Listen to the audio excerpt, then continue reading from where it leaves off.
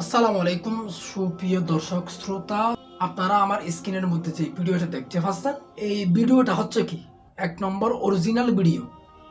মিলাদুন্নবী হচ্ছে বেদাত, মাজার জিয়ারত করা হচ্ছে কি শিরিক। মিলাদুন্নবী বেদাত এবং মাজার জিয়ারত করা হচ্ছে কি শিরিক, শিরক আর কি। যদি মিলাদুন্নবী বেদাত হয়, মাজার জিয়ারত করা যদি শিরিক হয়, এটা কি? এটা কোন ধরনের দাম? মাথার মধ্যে ফাকরিও আছে, সুন্নতি ফাকরিও আছে, কারণ আমরা তো সুন্নত পালন করি না, আমরা ফরজ পালন করি। যারা সব সুন্নত পালন করে, সুন্নতের মধ্যে অটল আছে, এখানে কেন আপনারা? এটা কি জিয়ারত নাকি ফুজা?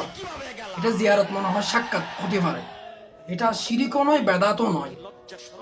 শিরিক মানে অংশ, মানে আল্লাহ মনে করা। তো যারা পুজো করে, দেব দেবী সাজায়, এটা কি আল্লাহ মনে করে না, খোদা মনে করে না?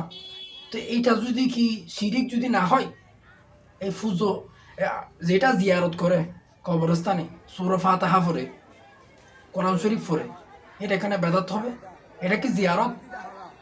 স্ক্রিনের মধ্যে যে ভিডিওটি আপনারা দেখছেন, ফাকরি পরে, সুন্নতি লেবাস পরে, মন্দির হচ্ছে কি পিছনে, ইনারা বসে আছে সামনে, অনেকে গীতও পাঠ করে।